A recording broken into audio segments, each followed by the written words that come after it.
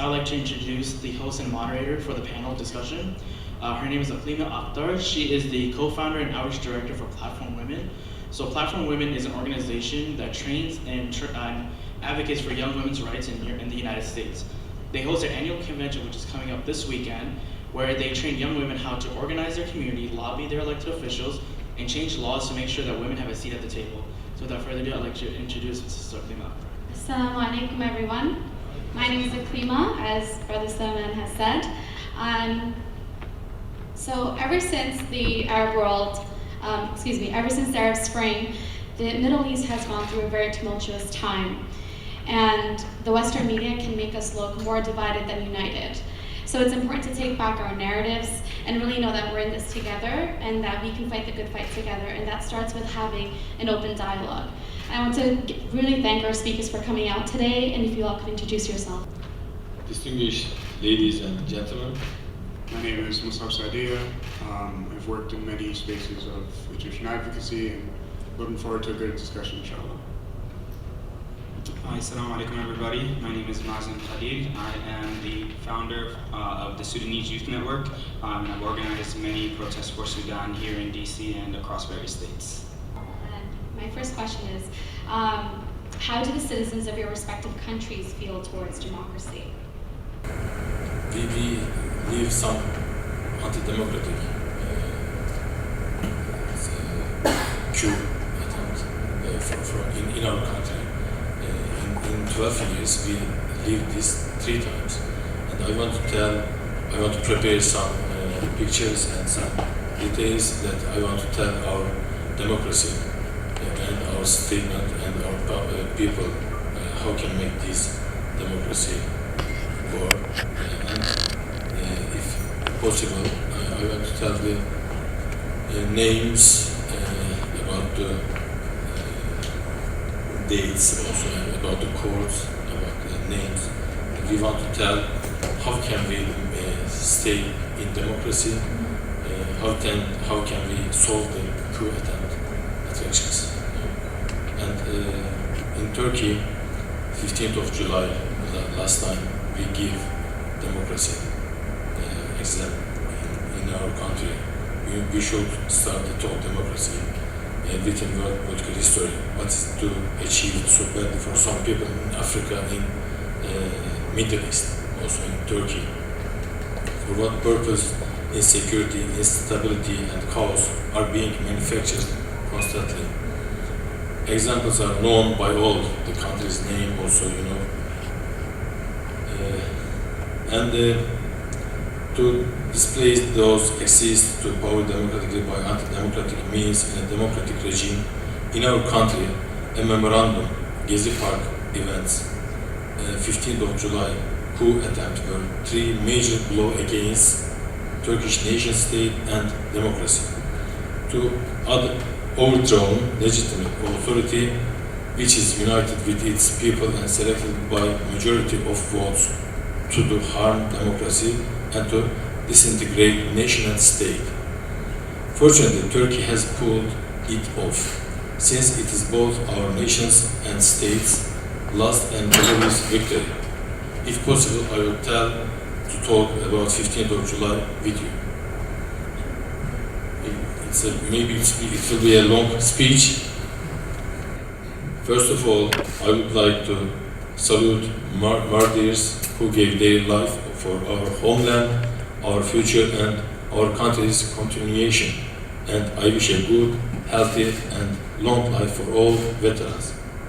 Also, I would like to express my gratitude for each and all individuals who bring us together in this very room by arranging this meeting. Besides, I wish a fruitful meeting.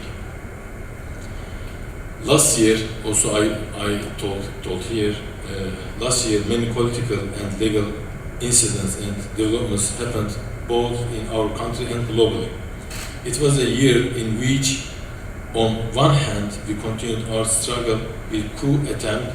On the other hand, we were willing to contribute for better future. Today, we all are very aware of every possible inch of information about 15th of July. Turkish jurisdiction took legal action on the matter immediately. That day, those who took part in terror act are still on trial. After 3 years passed, court has given their verdicts.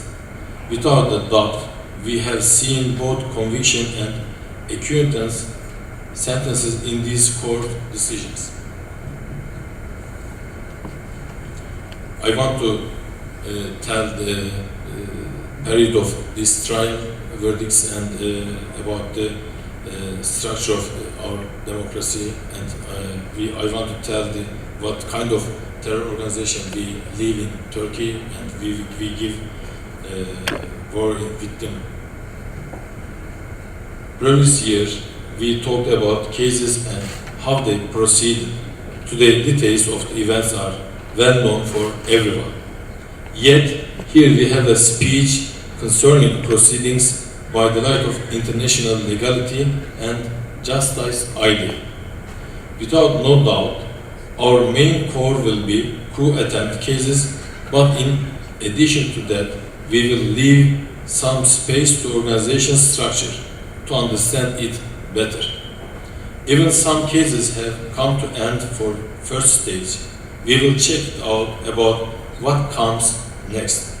Yet another unheard topic will be detainees and sentenced ones' conditions for detention and criminal execution. We named in Turkish FETÖ, Traitor Gülenist Terrorist Organization, an English name, but in Turkish we say FETÖ because of the name of the leader, terror organization. Regarding to Turkish criminal code, required conditions for a group to be called as a terrorist group are by using force and violence in making pressure, frightening, suppressing, intimidating, or threatening for the aims of. Second, overthrowing orders defined in constitutions such as political, legal, social, like and economical. Disrupting unbreakable integrity between society and state. Imposing threat to state and republic. Doing harm to state authority or abducting or overthrowing it.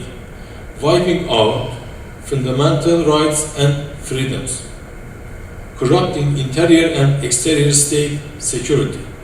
Disrupting public order and common health. Thus, these acts pose crime and conducted by members of organization. Within Fethullah terrorist organization named FETÖ in Turkish code, there is a strict hierarchy and division of tasks. Members carry code names and their real identity is kept secret from everyone. Organization has been appointed commanders from civil citizens for each armed forces. These civil commanders were giving orders and members of the organization were acting under the command of these civilians. Among members, there are cell-type connections exist, from below to above, report and above to below directory system applicated to. Organization carries out missionary actions to gain more believers and members.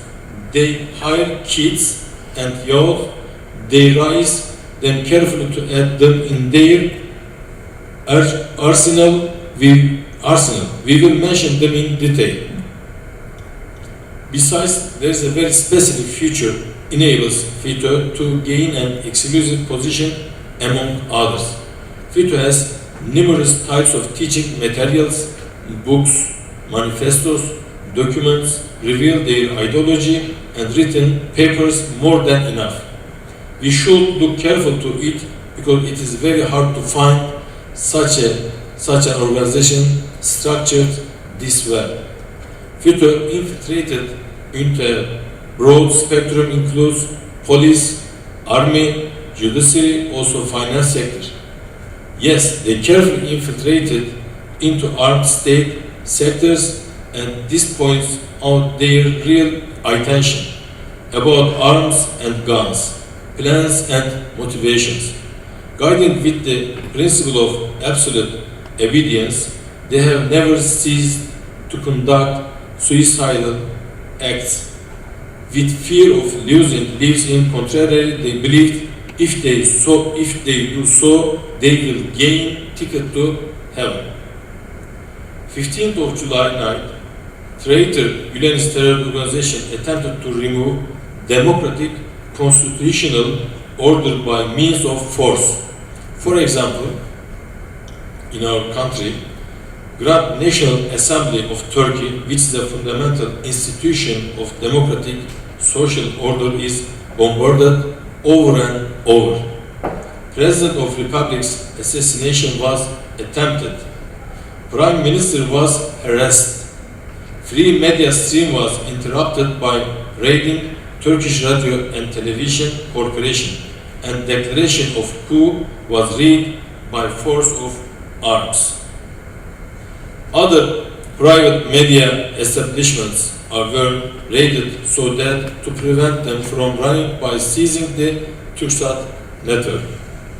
Numerous police and military officers who were acting according to orders and instructions given by legitimate authority were targeted directly and murdered during the conflicts. At the end, 251 civilians got murderized and 2,196 people veterans.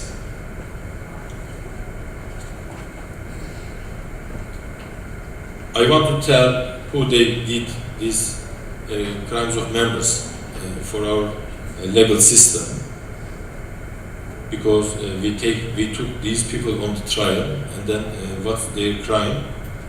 Crimes of the members namely followed as, according to Turkish law, attempting to violate the constitution, attempting to assassinate the president, attempting to abolish Grand National Assembly of Turkey and the government, deliberate murder, attempt to murder, restriction of freedom, and damaging public buildings and public properties with the use of explosives, possession of unregistered arms. We all know that 15th of July coup attempt was composed by both civilian and military wings. Why are the civilians being prosecuted? Admitting the organization. Why are the soldiers being prosecuted? Not only joining the organization, but also taking a part in the events and directing the attempt.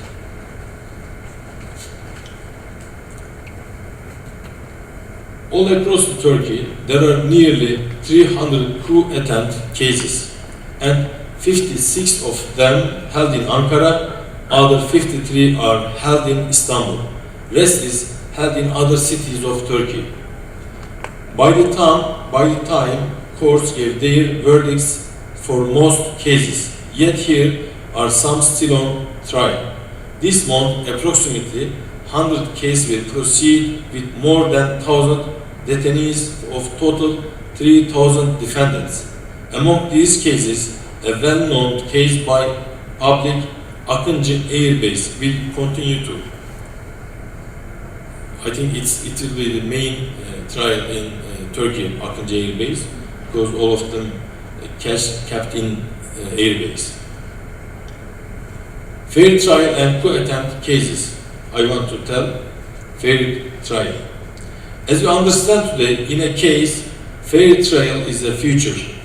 A trial which is tried by independent judges, parties are behaved equally, rights of defense is accepted as a superior value.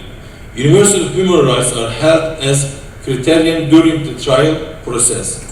Contains impartial, independent, reliable qualifications by their exact meaning. Turkish law system and Turkish judiciary, as it has always done so, keeps its loyalty to fair trial principles in coup attempt cases. Now let's check it from the eyes of parties. Framing traitor Gülenist terrorist organization cases by fair trial principle. Openings of trial. Just as the mafia organizations tried in Italy, FETÖ trials have been taking place in grand and large halls which have been constructed especially for these trials. During whole process, imagery, data and sound recording is taken without cease. Both complainants, defendants and their advocates are able to access all documents, data, openness, evidence equally and freely. This is a proof of legal certainty and openness. With the frame of right to defense, what must be initially expressed regarding right to defense during whole jurisdiction process, right to defense is fulfilled. Each and every defendant was questioned both individually and cross was given the right to ask questions first witnesses and the others defendants and suspects were here. Reports of historical traffic search HTC were gathered. Investigation papers were attached to the case files. Their defense was conducted by their own advocates or advocates provided by bars. All the assertions and accusations of the defendants were shared. Right to collect evidence was provided. Trials are conducted in a fair amount of time. Some cases mostly include admission of organization proceeded with defendants without arrest and accused are released. Besides, all accused an opportunity to call and meet their letters. Attitude of courts. Courts who attempt cases are admonished for not breaching any rule governing fair trial principle. Just like that, from inspection phase to court phase and to execution period, their efforts are given to provide conditions that promotes human dignity and conforms justice. As a requirement of personality principle and aiming to try them with solely of their actions, jurisdiction is limited only with criminal acts. Defendants are accused not by their beliefs or personality, but their alleged recorded actions only. During the proceedings, except one or two occasions, needed time for defense was given to all. Any interference was not allowed in that regard. When we compare European courts of human rights standards and practices, this is huge success of Turkish jurisdictions. Courts utilized only and only obvious and objective evidence. Although there are clear historical traffic search, traffic recordings, phone recordings, also organizations, intercommunication application, namely BILOG, rewritings and visual footage in files, defense simply denied them all. You know that BILOG is an application they can buy from the Apple Store, but they grow this program and they just the members use by secret messaging in each other. And this is the most valuable evidence for us for Turkish justice. We call this situation as FETÖ's denial strategy. Not just they deny objective evidence, but they also act in purpose of deceiving the courts. Problems and issues. I'm continuing because of the program. If you want, I can give a break and then. Sure, I just had a follow-up question. I want to tell them. Yeah, definitely. Yeah. We also want to hear as well. Really, so how does the world view Turkish democracy after the failed coup attempt? In Turkey and our government, they always, when our country become growing, they used by these ways. Also, we saw that in Egypt or in the Middle East or other countries.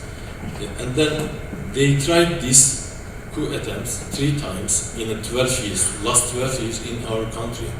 And our leader, Mr. Recep Tayyip Erdogan, is really connected very deeply and very hardly with his nation, with his government also. And the people almost really very like Mr. Erdogan, and then they give war together and they integrate each other, and then they are working very hardly, very much, and they are solving the problems one by one. When they see that some of other countries, you know the name also, everybody knows the names, Mr. Delegate named us, because if you see that in Egypt, in the Middle East, every country, that if they need energy, they make a problem. Where is the energy? They make a problem. They design a coup attempt sometimes, or economic problems sometimes, and different types of problems. And our country, our leader really worked very hard, and our system is really very strong. Our courts, military, and the police is really very strong, and they are making their job. And we are, of course, we don't finish the problem, but we are trying to finish the problems always. Of course, we are together with other countries that they are iTVusa, that they are praying for us, and we are trying to solve the problem. So this is my next question is really for everyone and our other speakers as well. So how has Western influence swayed the politics of your country? So especially when we're talking about Egypt, Western policy, Egypt is basically, or has been since its inception in 1954 or 1952, the strongman of the Middle East, because they have one of the biggest populations, if not the biggest population in the Middle East, as well as the biggest military and one of the most surprisingly powerful political systems, even though it was very autocratic and very militaristic. So Western policy comes in when the United States gives Egypt around $2 billion every single year in military aid. The only country that they give more military aid in the Middle East and even globally is Israel, which is $4 billion. So the way that worked is that helped the military achieve its goal of military cronyism in the government, where you had militaries acting as, or the Egyptian military acting as, 1, the policymaker, 2, the government watchdog, and 3, the real estate enterprise, as well as other sectors of business. So what you essentially had was ministers who are from the military, who will officially retire from the military, but in reality they take orders from the military and they will hold on to specific sectors of government. On top of that, that sector will also handle the monopolizing business of that system. So a very good example is, I forgot his name, but he was the Minister of Intelligence under Mubarak. His name is Adil, I forgot his last name, but he was also the strongman of steel. Now, because he was the strongman of Egyptian steel, and he was also the Minister of Intelligence, he basically was the most powerful person in Egypt. And he worked side by side with Mubarak. So how that has played out after the Arab Spring was that you had people in the military who obviously wanted to be in control. And the Arab Spring, especially the Tahrir protests of 2011, proved that the people have power. And the military decided to play the long game in Egypt because they wanted to, they wanted to solidify their power and under the guise of freedom and democracy. And how they did that was they basically staged a coup in 2013 against the democratically elected government, but they pushed it forward as a popular resistance movement by having some foul protests in Tahrir Square. Now, how Western policy gets into that is that the military is obviously run by a lot of American money. And they wanted to use that money and ensure their power. And they used that money in a multitude of ways by influencing the media machine, by agitating liberal members of the parliament against the ruling party, by agitating liberal and left community and political groups against, other community actors on the ground, giving them the guise of, hey, you guys are in control and the ruling party is stifling you out. That was completely orchestrated, not directly by the West, but the amount of money that Egypt gets in military aid from the United States was a huge factor in solidifying military control of Egypt in 2013. On top of that, the United States policy about Egypt after 2013 was basically denying a military coup, solidifying the message that this was a popular resistance and that this was a popular uprising, and basically denying that democracy ever took place in Egypt before 2013. That's a blatant lie. Even if you look at the government's polling, I think it's called Al-Bayan, the government's polling company itself, and they obviously are not accurate, but even under their numbers, it's very difficult to conclude that there has been democracy in Egypt under the military, or I should say Sisi's coup. Now, on top of that, even though their numbers are obviously given by the military, this is a great reason why on Freedom House, Egypt's democracy score is 20 out of 100. That's absolutely horrendous. And that's like how Western policy plays into Egypt. This can be seen throughout the history of Egypt, where the United States and Egypt have been in negotiations in the 1973 war, which ended in the Camp David Accords. And obviously, it's a recurring trend in Egyptian history. But what made this part specific, or this part of history specific in the Egyptian theater, is that the United States indirectly and silently supported a coup that has been one of the world's biggest human rights agitators and violators, with around, in conservative numbers, 1,350 enforced disappearances since 2013, 60,000 political detainees in horrendous conditions that violate every aspect of international law, and hundreds of extrajudicial executions and stifling of political opposition from even within Sisi's party and even within his inner circle. So that is how Western policy has played in Egypt's recent history, and it's been very destructive. So I'll start by saying that I think out of the 3 countries that are represented over here, we may have overthrown the most presidents. In our history, I count 4. So you have Jafar al-Nimeri, you have Aboud, you have Omar al-Bashir, and then you have the guy who lasted 38 hours. I don't even remember his name. So that 4 presidents in the span of about 60 years, give or take. Bashir lasted in office for about 30 years. The guy who came after him was 38 hours, which is the equivalent of some of our Instagram stories. And then you have the others who lasted a little bit longer. So for us, democracy in Sudan means, you don't like the president, you overthrow him. For the ruling party, what democracy means is we don't like the president, so we're going to overthrow him and we're going to take power. And that's typically what has happened in Sudan's history. The general or the military leader has been overthrown by one of his right-hand people, and then the military takes power, and from there it's a cycle of continuous overthrowing and ousting. That's what has happened with the past 4 presidents, and that's kind of what's been going on in Sudanese history. As for how does Western policy play into Sudan, I'm going to, for the purpose of this question, include Saudi Arabia and the UAE as the West. And the reason why I'm going to include UAE and Saudi Arabia as the West in this particular answer is because they themselves have influenced the current revolution that has happened in Sudan.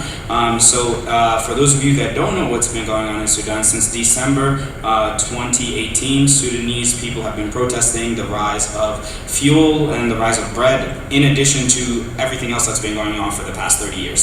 So fuel and bread kind of broke the camel's back. They've been protesting since December. June June 3rd is kind of when things really became absolutely terrible. June 3rd was the last day of Ramadan, as we know. In Sudan, people were sitting in front of the military headquarters, and what ended up happening was essentially the army dispersed the peaceful protesters that had been there for a very long time. And as it's come out, this has been done through the approval of the Kingdom of Saudi Arabia and the UAE, because they too fear, their people kind of getting riled up and then looking to make change happen in their country.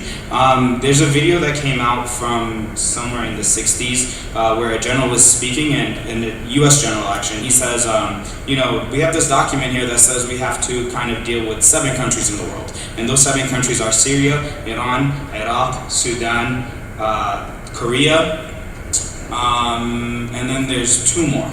Of those countries, obviously we've seen what has happened to them as they have kind of gone along in their history, and this was, I guess, Sudan's turn in that particular role.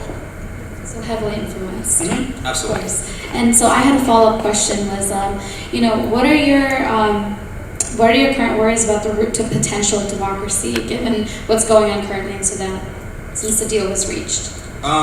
So just really quickly, a deal was reached maybe a week ago, or less than that, 6 days, something like that. And essentially the deal said that the military council would come together with the civilian council, and they would come together and they would have a power sharing structure for the next 3 years, where the military council would have 21 months of rule, and then the civilians would have whatever is left of the 3 years after that. What's happened since then has not really been straightforward. There have been a lot of back and forths. There have been, no, we didn't agree to this, we agreed to that, and a lot of negotiating and dealing in that regard. But as for what's been going on and how the West has influenced that as a result of that, essentially what we have now is a war criminal ascending his way to the throne, and that war criminal is a man by the name of Mohammed Hamdan Daglo, aka Hameti. That's kind of the name that he goes by in the media. He's essentially gone from being I don't even know how to describe it, some guy who got a bunch of ragtag soldiers, to being the second most powerful person in all of Sudan. And that's kind of that is a shocking, scary thing to think about. So it's kind of optimistic, but also very... I don't know if optimism would be the word. I think a lot of people are feeling defeated because people have gone in the streets and have protested for 6 months. We had a 12-year-old boy die. People, unfortunately, women have been raped, and gruesome things have happened in the span of these 6 months. And for, the FCC, which is the Coalition for Freedom and Change, to kind of essentially throw the towel in and say, okay, we'll deal with the military, we'll negotiate with you guys, is a very, that's left a lot of people deflated. I guess what I could say is does political participation and voting mean the same thing in your respective countries?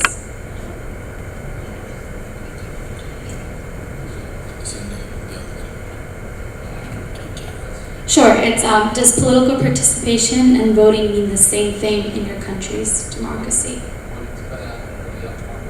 They mean a guise of power sharing from the current regime, since they do have elections and they do have, voting, but these elections are heavily rigged.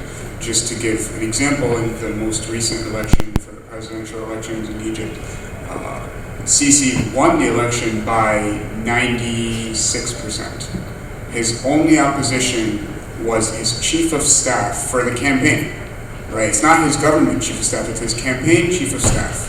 So essentially his campaign manager, running against him, who submitted the papers at 11 p.m., the night before the deadline, and he submitted those papers under the direction of Sisi because Sisi needed an opponent to legitimize the election.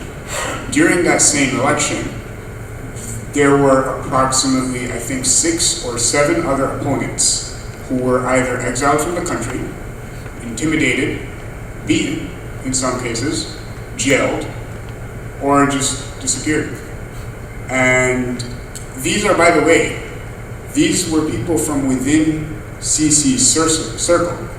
These are people like there was a general, I forgot his name, but he was arrested. Sami Anen, he was arrested. He's still in jail right now, to my knowledge. And these are people from Sisi's circle who came out against him, and they were completely gone from the picture because they came out against him. When you stifle political opposition, that's not democracy. That is the exact opposite of democracy. That is dictatorship. And it's not benevolent at all whatsoever. It is completely oppressive, especially when you jail opposition. That is, the telltale signs of a democracy that cannot feel the legitimacy of itself and does not feel secure in its power over the people by influence, that it has to resort to force to intimidate opponents against it. That's the standard. So in Sudan, the last time there was an election, which I believe was 2010, Omar al-Bashir won by a landslide. He certainly bypassed that 60% mark, absolutely. But in Sudan, to participate currently does mean democracy, and the reason why I say that is because what participation means in Sudan right now is being part of the revolution and being out on the streets. So therefore, being out on the streets therefore equates to having your voice being heard and being part of the movement that is seeking to overthrow the government and place a civilian one in place. That resulted in the election of the first ever democratically elected president in Egypt, Mohamed Morsi. He won by 54% of the vote after 2 runoff elections. So he was running, in his final election vote, he was running against one candidate. Sorry, so he got 56% of the vote. But he was running against one candidate, right?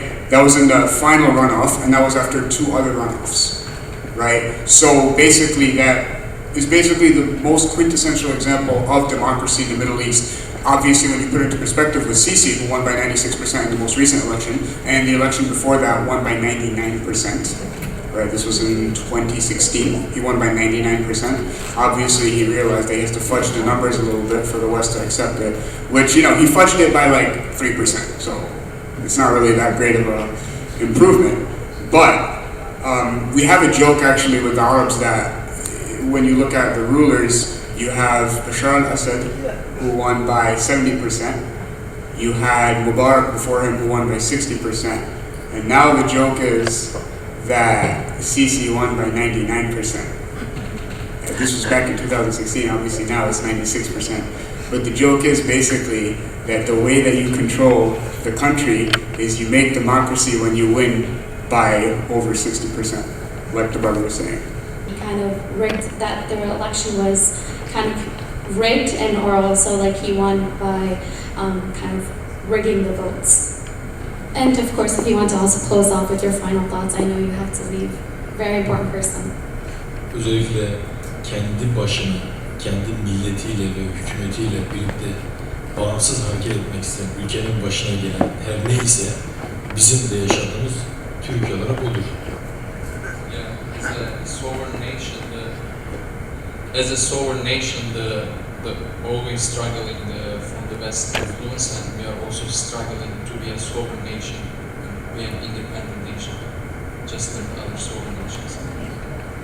Ne zaman ki hem ekonomisinde ilerleme, savunma sanayisinde ilerleme, IT sektöründe ilerleme ve kendi ekonomisinin dünyanın ilk 10 ülkesi arasına girmeye başladığında kendi kararlarını almaya başlayan bir Türkiye olunca bizim her şeyimiz sorgulanır ve şaibeli hale geldi.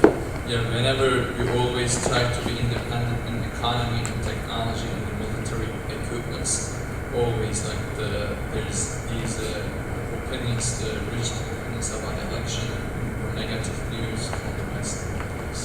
Ve biz ne zaman ki kendimizi toplayıp verdiğimizde hem Mısır'da rahmetlik bizim de Türkiye'de cenaze namazı kılmış şehit Mursi, hem Ömer el-Beşir'e hem diğer İslam ülkelerindeki kardeşlerimizle kontakta olmaya başladıklar ve anlaşmalar, ekonomik anlaşmalar, büyüme anlaşmaları imzaladığımızda biz daha sorgulanır ve kısıtlanır hale geldik.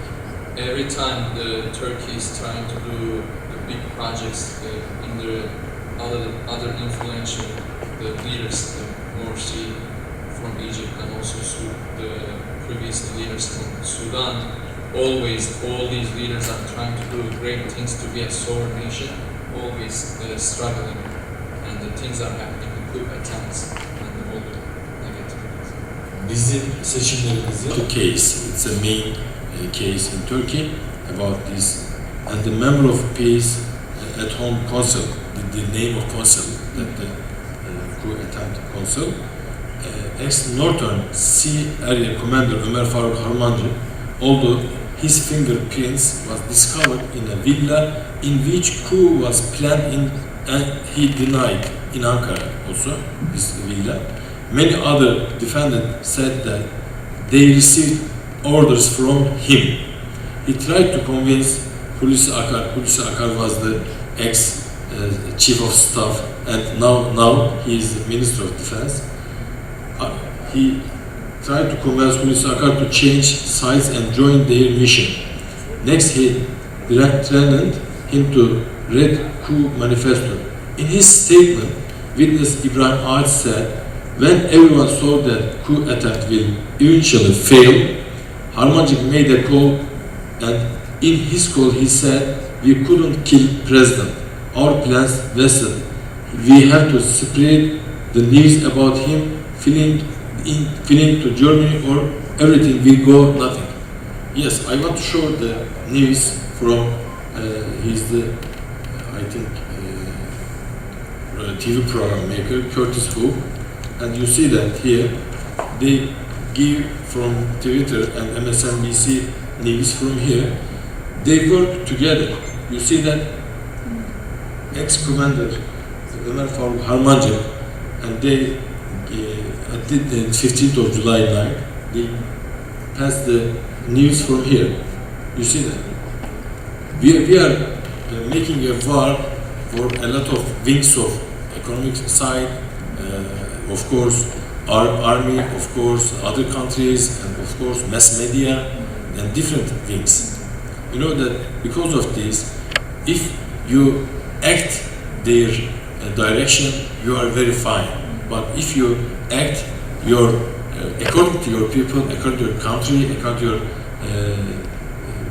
So how can we what would be your advice to the Muslims in America to help, basically to support the democracy in your respective countries, but also what can we do to work together to know that, Turkish people aren't just fighting for Turkish, but Muslims are in it together?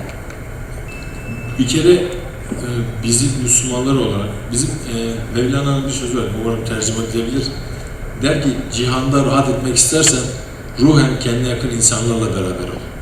Yeah, Rumi has a quote, if you want to have peace in earth and be with the people that you feel close to them with the soul. Ve bizim bunca yaşadığımız acı ve sıkıntıları şunu göstermiştir ki, ancak ve ancak inananlar kardeştir ve ancak biz birbirimizin yardımına koşuyoruz. Yeah, from over and over throughout the history, the Ikhwan al-Muslimin is always being united as a brother to brother and sister to sister. That is the only way to overcome. Biz Sisi'nin yaptığı zulümde Mursi'nin yasını kendi evladımız, kendi babamızmış gibi yaşayarak ve dualar ederek bunu yaşadık. Ömer el-Beşir Sudan'la ilgili bütün hassasiyetleri en yakından takip ediyoruz ve oradaki darbeleri lanetliyoruz. When the Mursi's children got killed and assassinated, it was the same as if his children, it was our children. We did the janazah and all the funeral and the mevluds and everything, as if it was our real brother to brother. That was the support was given for Egypt, and also saying Turkey is watching really close what's going on in Sudan. It's the same brother to brother, same relationship. Birbirimizin dertlerinden hem birebir haberdar olmamız hem de her türlü platformda birbirimize destek vermemiz gerekiyor. I think for us living in the West, we all need to be aware of the problems we have, each one of us have, and your brother's problem should be your own problem. Ve Edward Said'in bir sözü vardır. Der ki bizim Müslüman toplumumuzu Yahudiler hep yanlış yönlendirmiştir. Bizim için davası için ölen insan değil, davası için yaşayan, davasını yaşatan insan lazım, gençlik lazımdır. I think they taught us in a wrong way. There's a quote like, "You die for your cause." Like there's that type of narrative and saying, but that is, I think, in my opinion, is wrong, and it should be that you should live for your cause, not die for your cause, and work hard and live for your cause. Thank you. Thank you so much. The testament to Turkish democracy, I think, can be seen in two things. Number one is the failed coup attempt of 2016. And there are a few similarities between the coup that happened in 2013 in Egypt and the coup that happened in 2016. Number one, both of them were orchestrated by military, but what made Egypt successful and Turkish attempt not successful is that, one, there was a media machine happening in Egypt that was 100% being fed information by the intelligence directorate in Egypt. This is very well documented in multiple dissertations by many different academics. On top of that, the media was being fed information and scripts by the military to demonize the ruling party and the ruling, and obviously the president, Mohamed Morsi, to spur a popular revolution.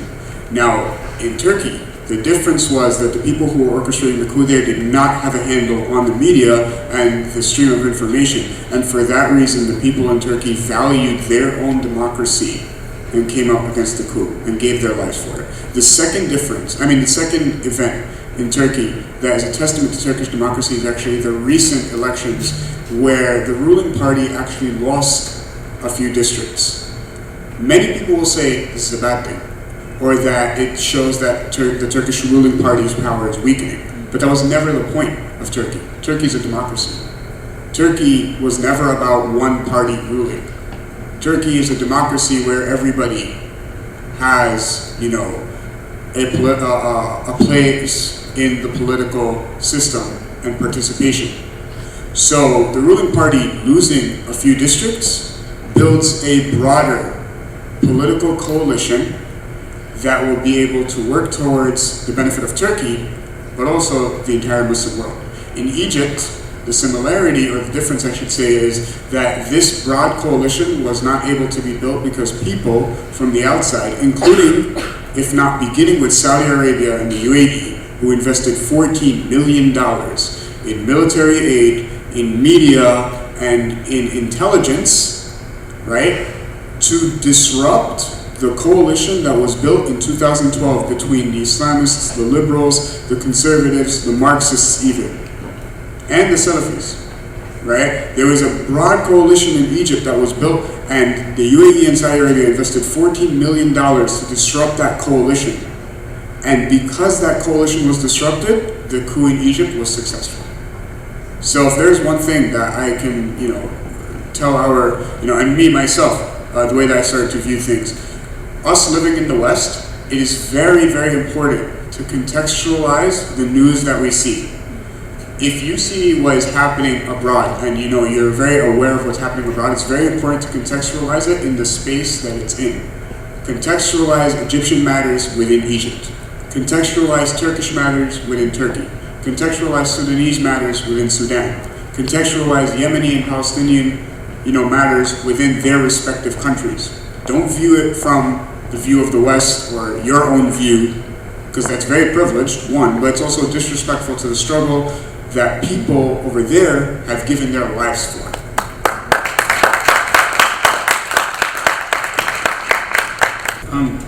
I couldn't have said it any better. I think it's very important, as was just mentioned, to definitely look at things as they're happening within those contexts. We can say, democracy means a two-party system, but is that going to work in our respective countries? Absolutely not. Not in Sudan, when you have 7 million different, people wanting to vie for power. It just doesn't work. So I think we need to understand that a democracy looks different in every single location, as was just said, and it's very important to look at things in context of where they're happening. I know that it's really important to bring in the Palestinian narrative, and we don't but I really want to ask to you all, how can the two political parties in Palestine work together to reach a Palestinian state, or what can we do on our end to also be a part of that movement? In the Palestinian issue, and that can be seen in a record-breaking peace, or I should say, ceasefire deal that was reached between Gaza and Israel during the 2013 barrage, and it lasted only a week. That was how quick they were able, negotiators from Egypt were able to, make a peace deal between, or a ceasefire I should say, between Gaza and Israel. That is record-breaking. It was never seen before up until recently when they achieved it in 3 days. And the circumstances were very different, and Egypt was not involved in that one. Now that's the difference. When Egypt was very involved, it's because Egypt has the military might behind it to be able to actually bring, the Palestinian issue to the table on an equal playing field. When Egypt is not involved, then, the circumstances change. But now when it comes to the Palestinian issue, there's obviously, the deal of the century that was released recently by Jared Kushner and the White House, and I have yet to see a Palestinian actor or party or individual even who is a fan of it. There is not a single, even within both political parties, there's not a single Palestinian individual or driving force that is for the peace deal, because it absolutely not just disrespects but disregards and demands Palestinian surrender. And the idea of the Palestinian nation is an idea that should be forgotten under this deal. Now, the way that these two parties can work together is for them to realize that there is bigger things at stake than specific political positions, right? On both sides. And when I say both sides, I'm saying between the West Bank and Gaza.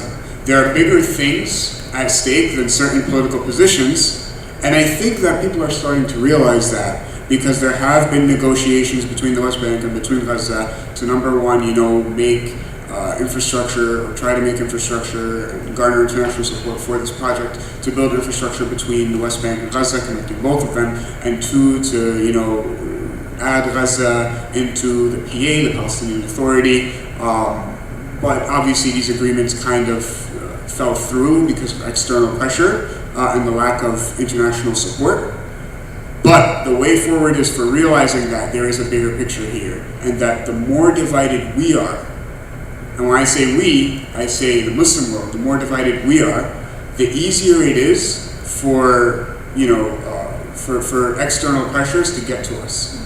And I think that's the only way forward to, not just the Palestinian problem, by the way, but the only way forward in the Muslim world in general.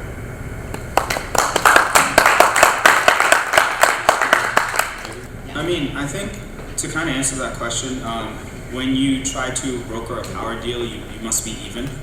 You cannot come in with preconceived notions.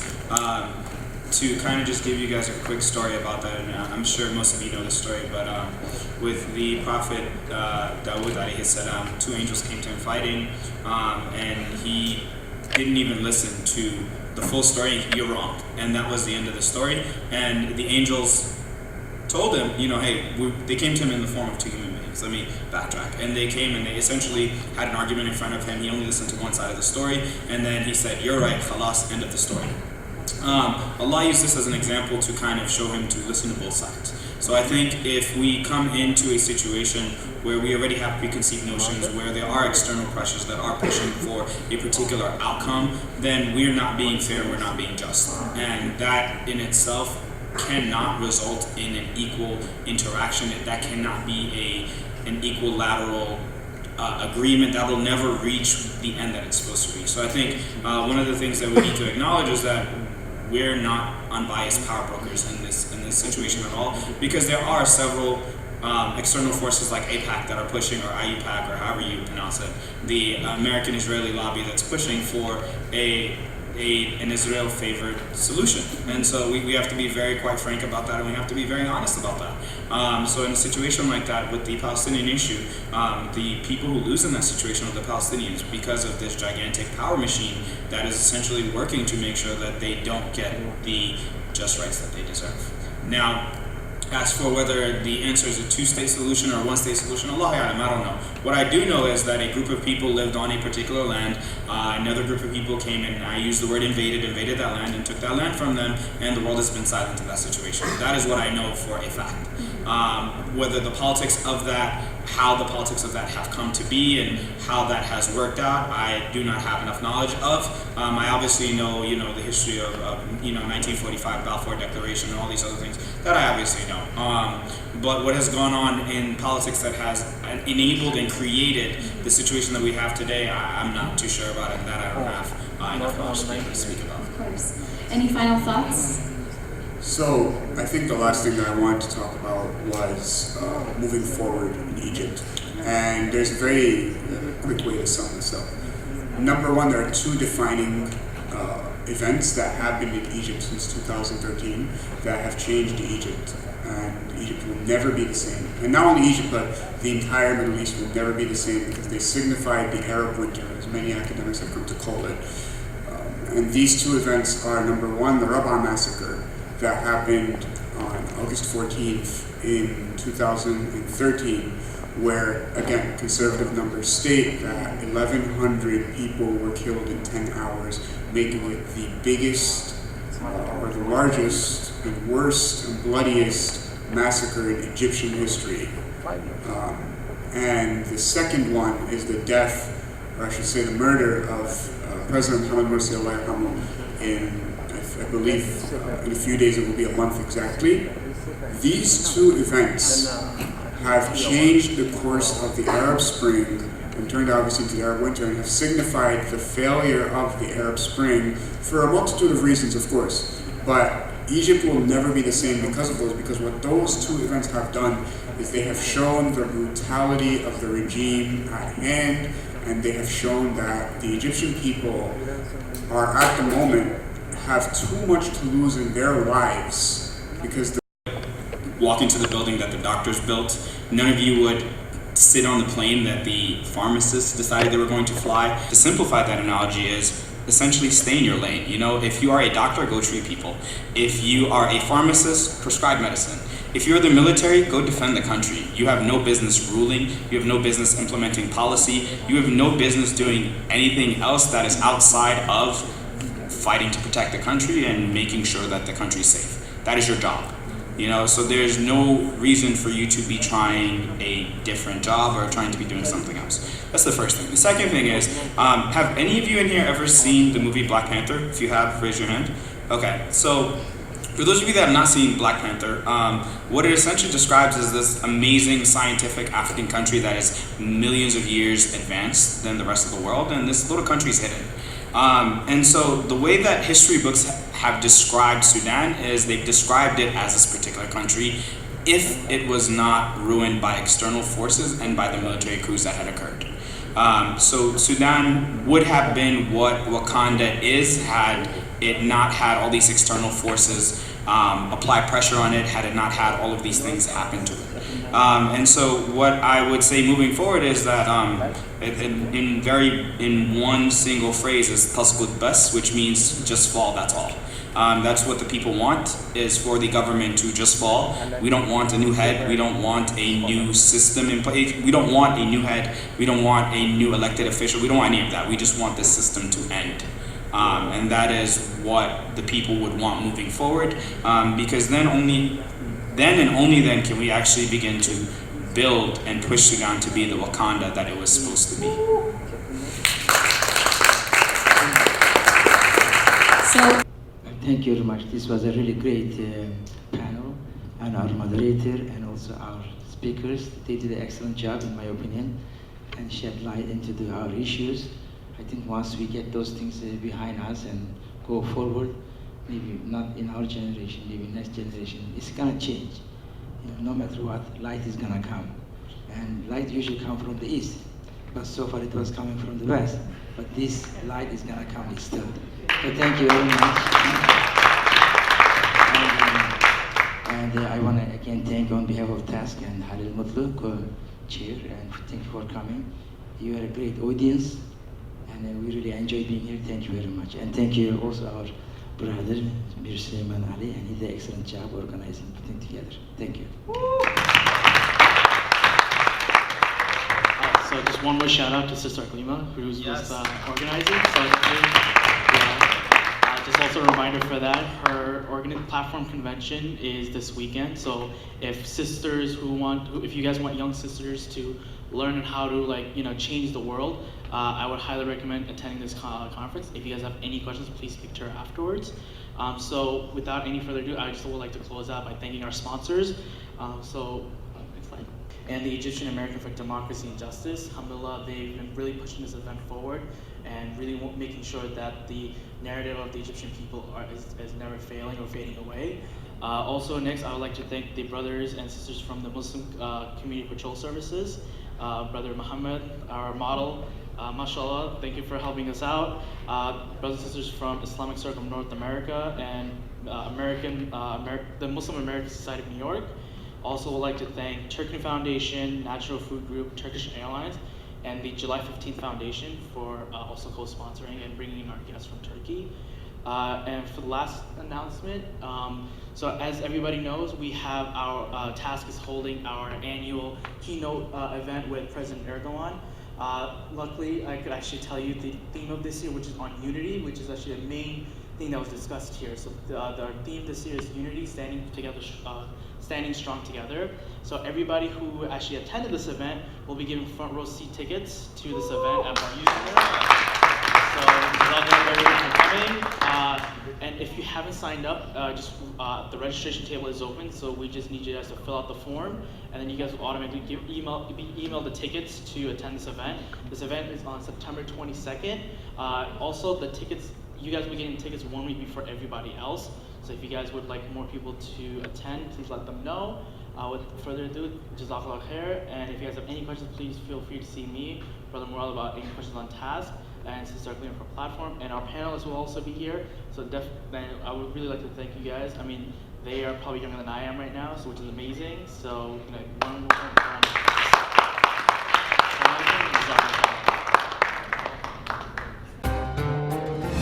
ITV, Call of Peace, Save Humanity.